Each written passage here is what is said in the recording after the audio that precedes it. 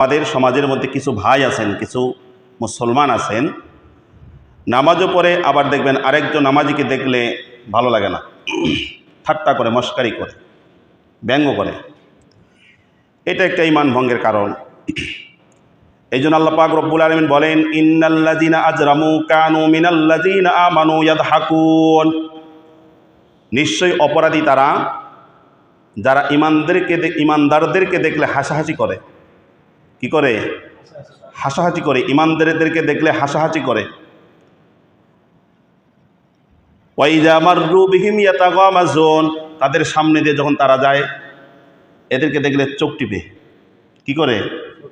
চোখ টিপে। একজন আরেকজনকে চোখ টিপে দেখায়, দেখ সারা জীবন মদ খাইছে, গাঞ্জা খাইছে, এখন এর আলখাল্লা পিন্দা এমন বুজুর্গ হইছে, এর মতন আল্লাহর কুতুব মনে এলাকা তার নাই। কিন্তু এই কথাটা বলে না যে সে আগে যাই করছে এখন যে ভালো হয়ে গেছে, এটার প্রশংসা করে না, এটাকে ঠাট্টা করে, ব্যঙ্গ করে, কৌতুক করে। এটা করে ঠিক নয়। এটা করলে ঈমান ভেঙে যাবে। এই জন্য আল্লাহ তাআলা বলছেন, ইন্নাল্লাযীনা আজরামু কানু মিনাল্লাযীনা আমানু ইয়াদহাকুন।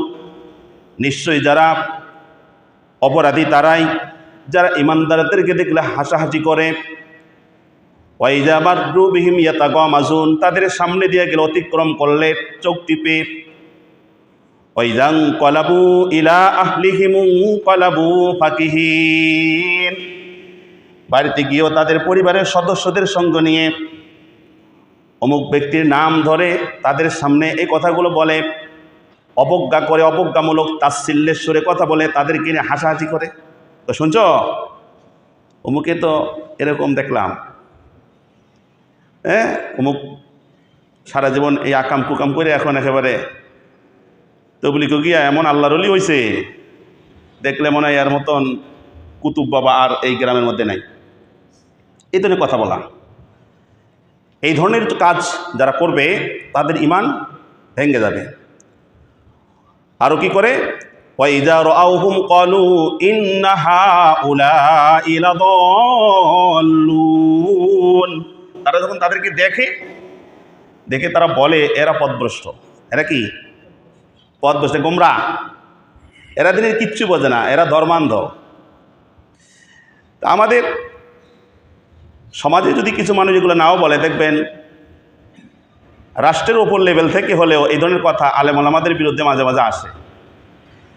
হুজুরা যদি ইসলামের কোনো বিধান নিয়ে দাবি উত্থাপন করে, যে বলে যে এই বিধানটা রাষ্ট্রের বিধান হয়ে যাক, তখন তারা কি বলবে? হুজুরা ধর্মান্ধ, এরা ধর্ম সম্বন্ধে কিচ্ছু বোঝে না, ধর্ম সম্বন্ধে কিচ্ছু বোঝে না, ধর্মান্ধ। আপনারা দেখছেন 2013 সালে হেফাজতে ইসলাম যখন কিছু দাবি উত্থাপন করলো, তখন আমাদের দেশের কিছু নেতা নেত্রীরা কি বলছে? যে এদের দাবি মানলে দেশটা মধ্যযুগে চলে যাবে। দেশটা কই যাবে? মধ্যযুগে চলে যাবে। মধ্যযুগে যাবে। সর্বশেষ দুঃখজনক কথা হলো, হাসানুল হক ইনু সাহেব, হেফাজতের আমির যিনি ছিলেন আল্লামা আহমদ শফি সাহেব, ওনাকে তেঁতুল হুজুর পর্যন্ত বলতে দ্বিধা করেন নাই। শুনছেন না কথাটা? কি বলছিলেন? তেঁতুল হুজুর বলছিলেন। এই যে তেঁতুল হুজুর বলছে, ওনাকে কি আনন্দের স্বরে বলছিল না তাচ্ছিল্যের স্বরে বলছিল? তাচ্ছিল্যের স্বরে বলছিল। উনি মহিলাদের একটা বিষয় উদাহরণ দিতে গিয়ে বলছিলেন যে মহিলারা যদি উদাম চলে, পর্দা না করে, তাহলে তাদেরকে দেখলে যুবকদের জিহ্বায় পানি আসবে, যেরকম তেঁতুল দেখলে মানুষের জিহ্বায় পানি আসে। উনি কথাটা বুঝাইছেন এইভাবে। ওটাকে এমনভাবে তারা ব্যঙ্গ করা শুরু করলো যে তেঁতুল হুজুর বলে ডাকা শুরু করলো। কি হুজুর? তেঁতুল হুজুর। এটা তাচ্ছিল্য করেছে, ঠাট্টা করেছে। আল্লাহ পাক এই কথাই সূরাতুল মুতাফফিফিনের মধ্যে বলছেন, ওয়াইযা রাআউহুম ক্বালু ইন্না হাউলাই লাদাল্লুন। যে এই মানুষগুলো যখন তাদের সামনে দিয়ে যায়, এদেরকে দেখলে বলে এই দেখো এরা পথভ্রষ্টের, গোমরা, এরা কিচ্ছু বোঝে না। একটা পাঞ্জাবি পিনছে আর মাথাতে একটা টুপি দিছে, একেবারে মনে হয় দুনিয়ার সব জ্ঞান রাখে। অথচ আল্লাহ তাআলা বলছেন, কুল হাল ইয়াস্তাউইল্লাযীনা ইয়া'লামুনা ওয়াল্লাযীনা লা ইয়া'লামুন। নবী আপনি জানাই দেন, যারা জানে যারা জানে না এরা দুইজন সমান হইতে পারে না। যারা জানে যারা জানে না এরা দুইজন সমান হতে, আল্লাহর কথা। কিন্তু আমরা এটাকে তুচ্ছ তাচ্ছিল্য করেছি। কিন্তু কাল কিয়ামতের দিন কি হবে? আল্লাহ বলবেন, ফাল ইয়াউমাল্লাযিনা আমানু মিনাল কুফফারি ইয়াদহাকুন, যারা এই ধরনের কাজ করেছিল এদেরকে যখন জাহান্নামে নিয়ে যাবে, জাহান্নামে ফেলে দেওয়া হবে। জাহান্নামে যখন ফেলে দেওয়া হবে, জান্নাতের কিছু দরজা জান্না খুলে দেবে, জান্নাতেরও কিছু দরজা জান্না খুলে দেওয়া হবে। জান্নাতীরা যদি মনে করে যে দুনিয়াতে যারা আমার সঙ্গে দুশ্মনী করেছিল, আমার সঙ্গে খারাপ ব্যবহার করেছিল, তুচ্ছ তাচ্ছিল্য ব্যঙ্গ কৌতুক ঠাট্টা বিদ্রোহ মস্কারি করেছিল, এই সমস্ত মানুষগুলোকে আমি দেখতে চাই। আল্লাহ রাব্বুল আলামিন জান্নাতের গেটগুলো, জান্নাতের জানালাগুলো খুলে দিবেন, জাহান্নামের জানালাগুলো খুলে দিয়ে তার সেই দুশ্মনকে আল্লাহ তাআলা জান্নাতের ভিতর থেকে দেখায় দিবেন, জান্নাতের ভিতর থেকে দেখাই দিবেন। ফাল ইয়াউমাল্লাযিনা আমানু মিনাল কুফফারি ইয়াদহাকুন আলাল আরাইকি ইয়ানজুরুন। এই সমস্ত মুমিন মুত্তাকিরা জান্নাতের মধ্যে পালঙ্কের উপর বসে থাকবে, খাট পালঙ্কের উপর বসবে, বসে আল্লাহ পাকের দিদারে লিপ্ত থাকবে। আল্লাহ পাকের দিদার সবসময় লিপ্ত থাকবে। এমন সময় জানলা দিয়ে তাকানোর সময় দেখবে ওই কাফের কুফফার যারা মুসলমানদের মধ্যেও যারা মুনাফিক আচরণ করেছিল, যারা মুসলমান নাম দিয়েছে কিন্তু কাজ কাম কর্মকাণ্ডগুলো বেঈমানের মতো করেছে, এই সমস্ত মানুষগুলোর শাস্তিগুলো সে অবলোকন করবে, দেখবে, দেখে বলবে আজ শাস্তি ভোগ করো যা দুনিয়াতে আমাদের করেছিলে। আজকে ইমানদাররা, মুসলমানরা তাদের দিকে হাসবে। কোন দিন?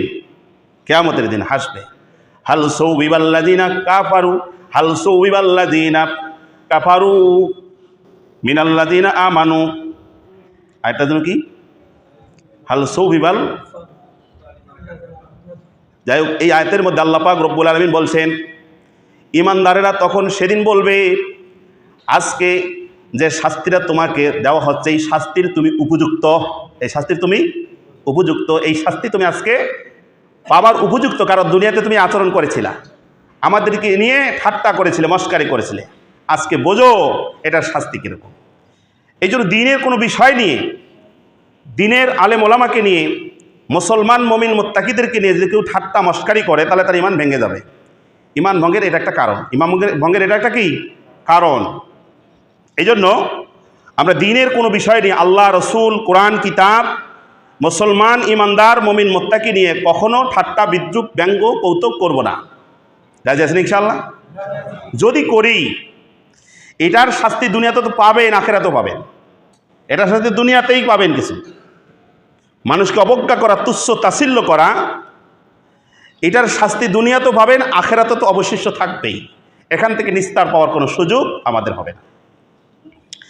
আরেকটি বিষয় হলো আল্লাহ ব্যতীত অন্য কোনো ব্যক্তি বা বস্তুর কাছে চাওয়া। আল্লাহ ব্যতীত অন্য কোনো ব্যক্তি বা বস্তুর কাছে চাওয়া, এটা ঈমান ভঙ্গের আরেকটি কারণ। আল্লাহ ব্যতীত কোনো ব্যক্তি বা বস্তু, এটা কি? আমরা তো অনেক জিনিস অনেক মানুষের কাছে চাই, টাকা পয়সা না থাকলে অন্যজনের কাছে যাই, ভাই সাহায্য দেন কিছু, বা ঋণের জন্য যাই, ঋণ চাই, ঋণ দেয়। কোনো সমস্যায় পড়ে গেলে সমস্যা সমাধানের জন্য একজন দেওয়ানি দরবারি মাতবর যারা এলাকাতে তার কাছে যাই, শরণাপন্ন হই।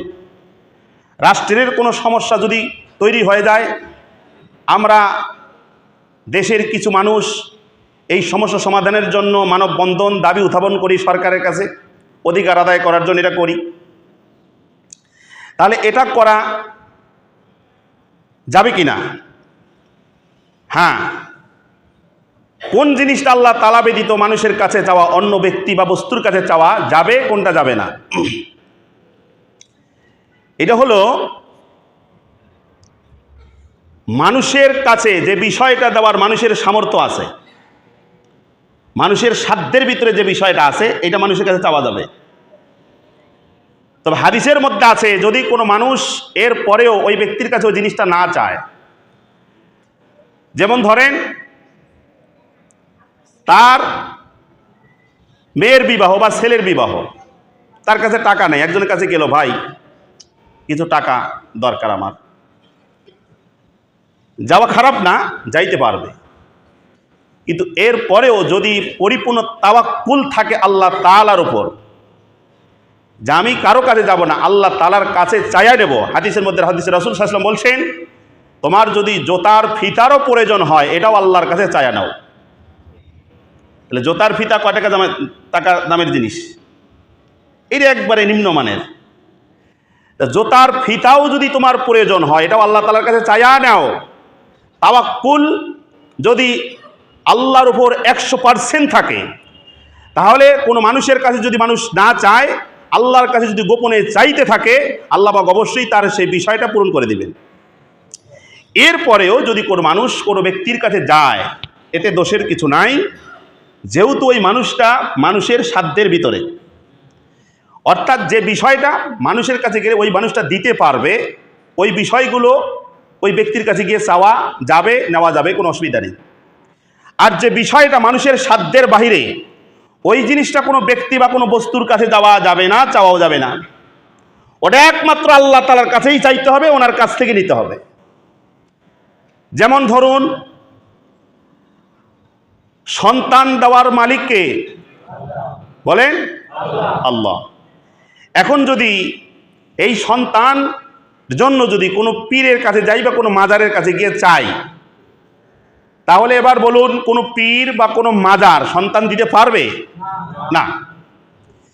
তাহলে যে জিনিসটা কোনো ব্যক্তি কোনো বস্তুর সাধ্যের মধ্যে নাই, সরাসরি আল্লাহ পাকের হাতে, ওই জিনিসটা যদি আমরা কোনো ব্যক্তি বা বস্তুর কাছে গিয়ে চাই, তাহলে এটা ঈমান ভেঙে যাবে। ঈমান ভঙ্গের এটা একটা অন্যতম কারণ।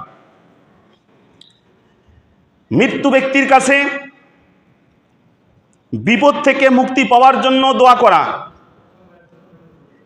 একজন মারা গেছে, আপনি ওখানে গিয়ে বলতেছেন, বাবা আমি তো তোমার কাছে আসছি, আমি এমন কঠিন বিপদের ভিতরে আছি, তুমি তো সেখান থেকে সব দেখতেছো, দয়া করে মায়া করে তুমি আমার এই বিপদটা দূর করে দাও, এই বিপদটা দূর করে দাও। এই যে মৃত্যু ব্যক্তির কাছে এই কথা বলল, অথচ মৃত্যু ব্যক্তির এই ধরনের কোনো ক্ষমতা নাই যে আপনার কোনো উপকার করতে পারবে অথবা অপকার করতে পারবে। এটা করার অধিকার মৃত্যু ব্যক্তির নাই।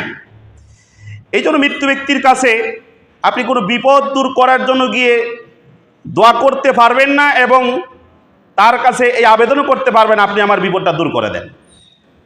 এটা করলে ফাও হবে, ফাও তো হবেই, ঈমানও ভেঙে যাবে। ঈমানও কি হবে? ভেঙে যাবে। এই জন্য বন্ধুগণ, আল্লাহ পাকের দুয়ার সবসময় খোলা। আল্লাহ পাকের দুয়ার কি না বন্ধ আছে? আল্লাহ পাকের দরজা 24 ঘন্টাই খোলা। পৃথিবীতে আপনি বারবার যদি কোনো মানুষের কাছে যান, 2 বার 3 বার গেলে মানুষ বিরক্তি বোধ করবে, কিন্তু মহান আল্লাহ সুবহানাহু ওয়া তাআলা এত বড় দাতা, এত বড় দয়ালু, ওনার কাছে যতবার যাবেন ততবার আল্লাহ পাক খুশি হবেন। এই জন্য ওনার দরজা সবসময় খোলা, 24 ঘন্টায় খোলা, 1 মিনিটের জন্য 1 সেকেন্ডের জন্য বন্ধ নাই। আল্লাহু লা ইলাহা ইল্লা হুয়াল হাইয়ুল কাইয়ুম লা তাখুযুহু সিনাতুন ওয়ালা নাওম। তিনি হলেন চিরঞ্জীব, চিরস্থায়ী। তিনি ঘুমান না, ঘুমের ভানও ধরেন না, ঘুমের তন্দ্রাও তার আসে না।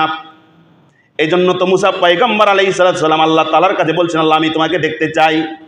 আল্লাহ বলেন, লাং তারানি, তুমি আমাকে কখনোই দেখতে পারবে না। মুসা পয়গম্বর যিনি ছিলেন, আমি দেখবই। ঠিক আছে, আসো দেখবা। পানি নিয়ে আসো 1 গ্লাস। সকলে জানেন, পানি নিয়ে যখন তুর পর্বতে চলে গেলেন, আল্লাহ বলেন রেডি, মুসা বলেন হ্যাঁ আমি রেডি। আল্লাহ বলেন ঠিক আছে, আমি তোমাকে দেখা দেব, তুমি রেডি হয়ে থাকো। মুসা পয়গম্বর আলাইহিস সালাম 1 গ্লাস পানি নিয়ে দাঁড়িয়ে থাকলেন, কিন্তু রাত যত গভীর হয়ে গেল, মুসা পয়গম্বর আলাইহিস সালামের চোখের মধ্যে ঘুম আসলো।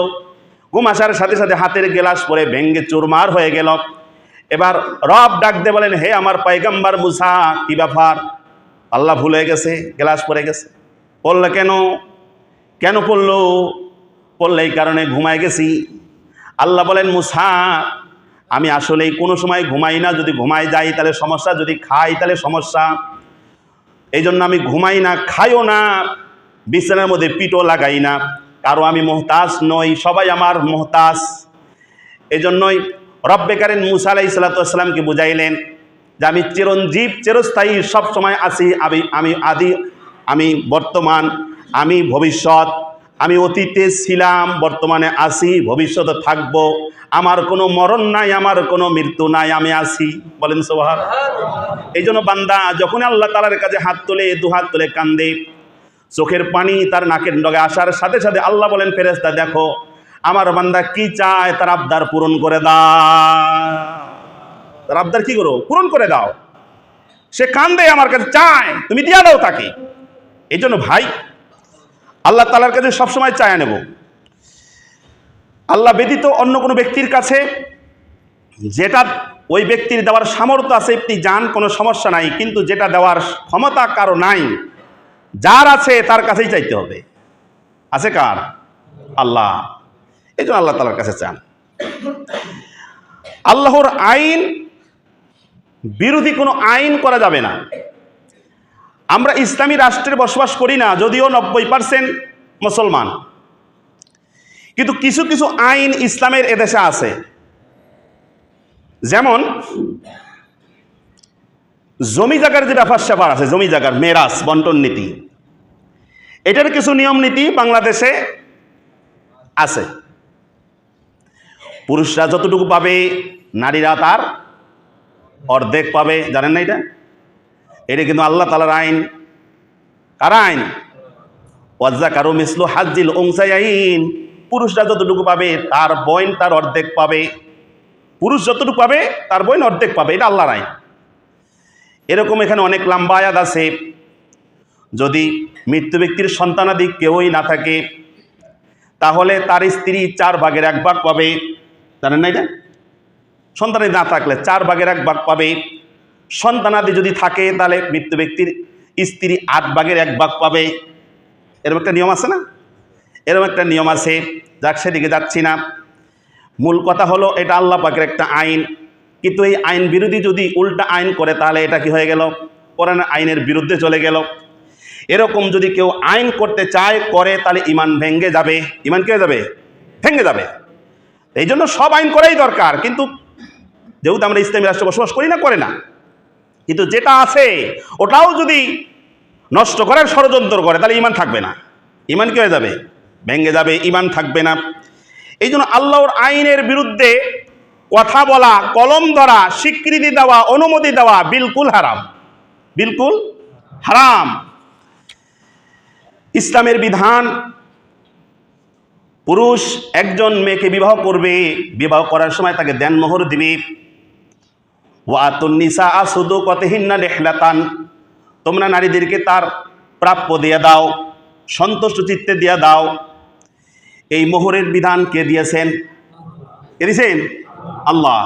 তাহলে এই মোহরটা আমরা দেই, এটা দেই, রাষ্ট্রের আইন, কিন্তু দেই না, আমরা একটু বাকি রেখে চালাকি করি। কি করি? চালাকি করি। এই ওয়াজ আমরা বারবার করি, কিন্তু কোনো কাম আসে না। সমাজের মধ্যে গেলে বিবাহ সাথে তো যাই, গেলেই দেখা যায় উল্টা পাল্টা বলে, হুজুর নগদ 20,000, বাকি 10 লাখ। বাকি কত দেখছেন? বাকি করে 10 লাখ, নগদ হইল 20,000, 50,000। এটি কীরকম একটা অবস্থা? অথচ নবীজির মেয়ে ফাতেমা রাদিয়াল্লাহু তাআলা আনহার বিবাহ হয়েছিল মহরে ফাতিমি, যেটাকে বলা হয়, ওনার এই মোহর নির্ধারণ করা হয়েছিল। কিন্তু বর্তমানে এই মোহর নাই বললেই চলে। যদিও মোহর ধরে দেখবেন 10 লাখ, 15 লাখ, কিন্তু দেওয়ার বেলায় একটাও নাই। দেওয়ার বেলায় আমি এটা একদিন বয়ান করছিলাম, আমার মনে আছে। সবচাইতে বড় বাটপাড়ি করে বাসর ঘরের দিন কিছু কিছু চালাক স্বামী, চালাক পুরুষ স্ত্রীকে বলে, আমার জন্য তো 10 লাখ দেন, মোট ধার্য করা আছে, তুমি আমাকে কিছু মাফ করে দাও, যদি না দাও তোমার শরীর আমি হাত দিব না। বেশির একাই এখান বাপের বাড়ি ছেড়ে আসছে, আত্মীয় সব কিছু সেরে আসে, স্বামীর অধীনে চলে আসছে। এখানে তার কেউ নাই, বেটি বিপদে পড়ে চিন্তা করে, হারে এই মুহূর্তে যদি আমার স্বামী আমাকে আদর না করে তাহলে আমি কোথায় যাব? বিপদে পড়ে স্বামী হয়তো বলে, ঠিক আছে তোর মাফ করে দিলাম, কিছু কি করে দেয়। এটা সবচেয়ে বড় ডাকাতি, সবচেয়ে বড় ডাকাতি। এই জন্য ভাই, এটা আল্লাহ তাআলার বিধান। এই বিধানের বিপরীতে যদি কেউ আইন করতে চায় তাহলে কি ইমান ভেঙে যাবে। এই জন্য আল্লাহর আইনের বিরুদ্ধে চলা যাবে না, আল্লাহর আইনের বিরুদ্ধে যাওয়া যাবে না, গেলে সর্বনাশ। এই জন্য ভাই, আরেকটি বিষয় হলো, ইসলামের বিরুদ্ধে, মুসলমানদের বিরুদ্ধে তাগুতকে সাহায্য করা যাবে না। তাগুতকে কি করা যাবে না ভাই? সাহায্য করা যাবে না। ইসলামের বিরুদ্ধে, মুসলমানের বিরুদ্ধে কোন তাগুতকে সাহায্য করা যাবে না। কিন্তু আমরা তাগুতকে ঠিকই সাহায্য কম বেশি করতেছি, ডাইরেক্ট না করলে ইনডাইরেক্ট করি, প্রত্যক্ষভাবে না করলে পরোক্ষভাবে করি, করলে কিন্তু ইমান ভাঙবে। আর করার কারণে আজকে মুসলমানদের ভিতরে অশান্তি। কথা বলেন ঠিক না বেটি?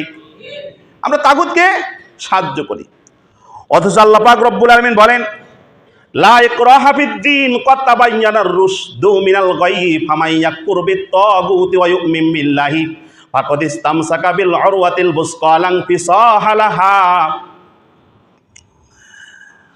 আল্লাহু সামিউন আলিম। রব্বে কারীম এই আয়াতের মধ্যে বলছেন ধর্ম নিয়ে কোনো বাড়াবাড়ি করা যাবে না, ধর্ম নিয়ে কোনো বাড়াবাড়ি করা যাবে না।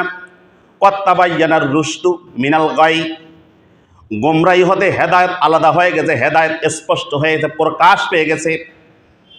হেদায়েত এবং গোমরা এক জায়গায় থাকবে না, গোমরার জায়গায় চলে গেছে, হেদায়েতের জায়গায় চলে গেছে।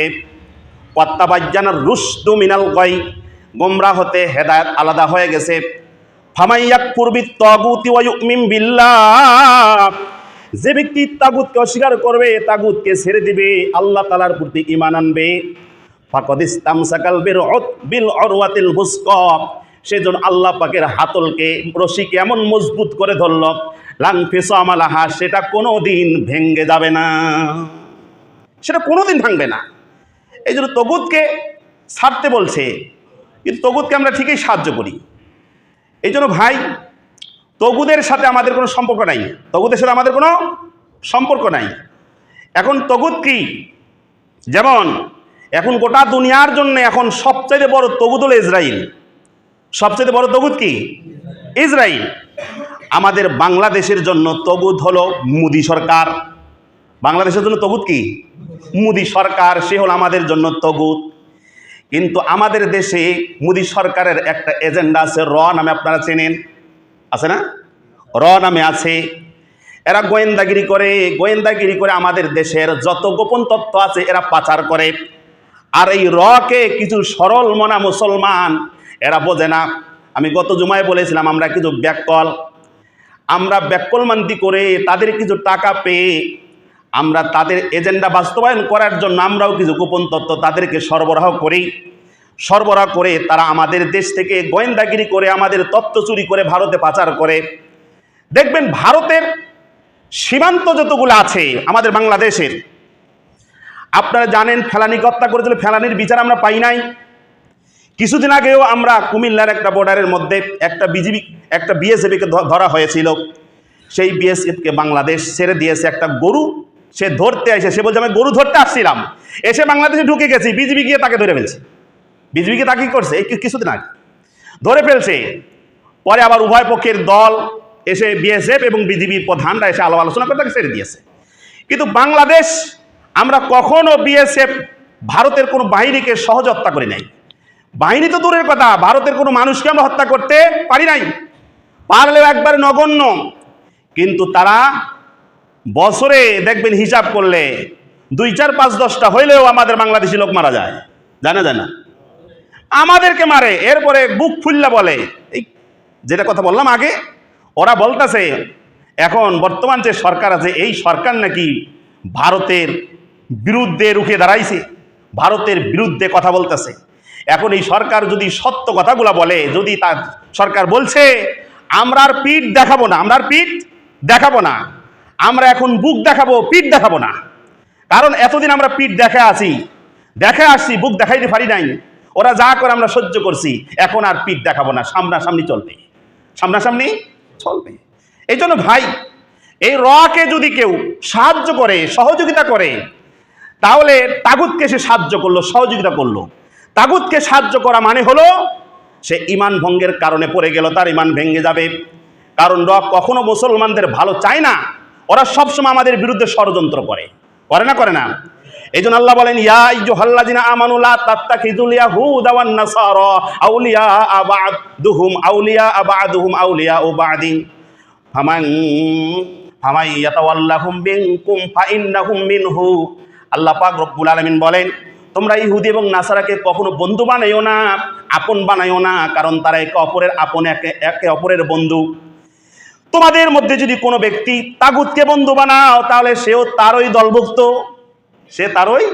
দলভুক্ত হয়ে যাবে, সে তারই ভিতরে ঢুকে গেল, তগুদের ভিতরে ঢুকে গেল। আল্লাহু সামিউন আলিম, আল্লাহ সর্বশ্রোতা এবং সর্বজ্ঞাতা, তিনি সবচেয়ে ভালো জানেন, সব কিছু ভালো বোঝেন, ভালো দেখেন। দেখেন না? দেখেন না? সব দেখেন, সব বোঝেন। এই জন্য ভাই, তগুদের ব্যাপারে খুব সতর্ক থাকতে হবে। তগুদকে কখনো সাহায্য করে যাবে না। এই জন্য তগুদের ব্যাপারে সবসময় সতর্ক আমাদের থাকতে হবে। যদি সতর্ক না থাকি তাহলে আমাদের অবস্থা খুবই খারাপ হয়ে যাবে। এই জন্য তগুদের ব্যাপারে খুব সতর্ক, গোপন তথ্য হোক প্রকাশ্যে হোক, কোনো সময় তাদেরকে সহযোগিতা করা যাবে না, কোনো সময় না। এই জন্য ইসরায়েল, গোটা দুনিয়ার মধ্যে জাতিসংঘ নামে একটা সংঘ আছে। আমরা আলেম ওলামা বলি, জাতের সাথে জাত যদি মিল হয়ে যায় তাহলে জাতিসংঘ হয়ে যায়, কিন্তু জাতিসংঘটা আসলে জাতিসংঘ হয় না। এরা জাতি আর কুজাতি মিলে জাতিসংঘ হয়েছে। জাত আর কুজাত মিলে জাতিসংঘ হওয়ার কারণে আজকে ফিলিস্তিন এবং লেবাননে এমন বর্বর অত্যাচার করার পরেও জাতিসংঘগুলো সরল মনা বিবৃতি দিয়ে যাচ্ছে।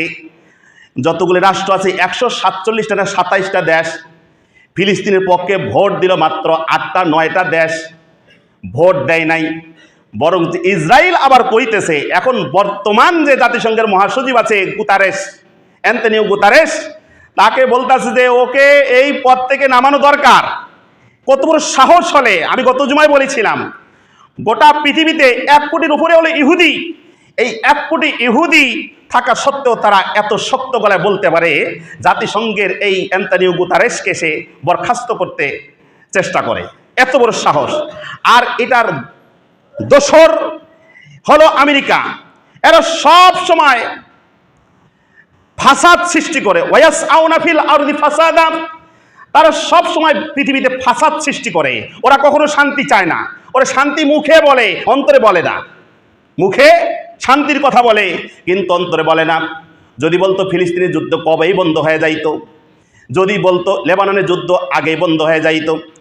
এখন তারা চাচ্ছে, ইরান যেহেতু পারমাণবিক অস্ত্র বানায় ফেলছে, এই জন্য তারা চাচ্ছে ইরান কেন আমাদের উপরে টেক্কা দিতেছে, এই টেক্কা বন্ধ করার জন্য ইসরায়েলকে লাগাইছে, যত শক্তি লাগা আমি দিতেছি, তুমি এর সাথে লাগো, তুমি এর সাথে লাগো। আর ইরানও বুক খুলে বলছে, লাগলে কিন্তু উপায় নাই, তোরও ধ্বংস হবে, ইসরায়েলেরও ধ্বংস হবে।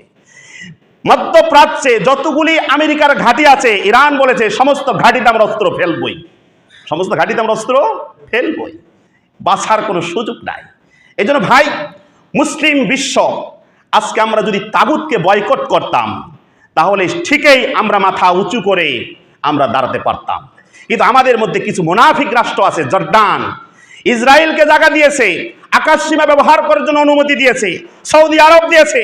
আজকে সৌদি আরব এখন কিছুটা নমনমুখ, ইরান যখন বলছে যদি আকাশ সীমা ব্যবহার করতে যাও তোরও তেলের স্থাপনা কিন্তু ঠিক থাকবে না, তোর তেলও ধ্বংস হবে, তোর তেলের স্থাপনাও কি হবে, ধ্বংস হয়ে যাবে। এই জন্য একটু থমকে দাঁড়াইছে, কথা তো ঠিক, যদি জায়গা দিই তাহলে তো আমার তেলের স্থাপনা কোন সময় মাইরা বসে, তাহলে তো সর্বনাশ। এই জন্য একটু থমকে দাঁড়াইছে। এই জন্য ভাই, আমরা যদি মুনাফিকি না করে, বাইরেটা বাদ দিলাম, আমরা আমাদের দেশের কথা বলি, রকে যদি আমরা সুযোগ না দেই, বাংলাদেশের যত দল আছে আমরা সবাই তো আমরা এই দেশের জনগণ, কি বলেন? আওয়ামী লীগ, বিএনপি, জাতীয় পার্টি, জামাত, ইসলামী যত দল, সবাই আমরা এদেশের মানুষ। এদেশ আমাদের মাতৃভূমি, এদেশ আমাদের হুব্বুল ওয়াতান, দেশের ভালোবাসা। রাসূল করিম সাল্লাল্লাহু আলাইহি ওয়াসাল্লাম দেশকে ভালোবাসতেন, ওনার জন্মভূমিকে ভালোবাসতেন। এই জন্য যেদিন মক্কা থেকে মদিনায় হিজরত করে গিয়েছেন, ওদিন গভীর রাতে মক্কার দিকে লক্ষ্য করে বলছেন, এ মক্কা, আমি তোমাকে ছেড়ে যাইতাম না যদি আমার এই জন্মভূমির মানুষগুলো আমাকে বের করে না দিত। এই জন্য রাসূল করিম সাল্লাল্লাহু আলাইহি ওয়াসাল্লাম তার মক্কার প্রতি ভালোবাসা প্রাণ উজাড় করেছিল, কিন্তু মক্কাবাসী ওনাকে থাকতে দেয় নাই। মেহনত করেছেন মক্কায়, আল্লাহ পাক রব্বুল আলামিন এই মেহনতের ফসল রাহমাতুল আলামিন মদিনায় গিয়ে কাটছেন, মদিনায় ঘরে তুলছেন, বলেন সুবহানাল্লাহ। মেহনত করেছেন 13 বছর মক্কায়, 10 বছর মদিনায় গিয়ে সেই মেহনতের ফসল তুলেছেন মদিনায় গিয়ে। এই জন্য ভাই, আমরা আসি, যে সমস্ত কাজগুলো করলে ঈমান আমাদের ভেঙে যাবে, ঈমান থাকবে না, এই সমস্ত কাজ, কথা, আচরণ থেকে আমরা দূরে থাকার চেষ্টা করি। আল্লাহ পাক আমাদের সবাইকে আমাদের ঈমানকে রক্ষা করার তৌফিক আমাদের দান করুন, বলেন আমিন। আর জোরে সবাই বলেন আমিন। ওয়া আখিরি দাওয়ানা আলহামদুলিল্লাহি রাব্বিল আলামিন।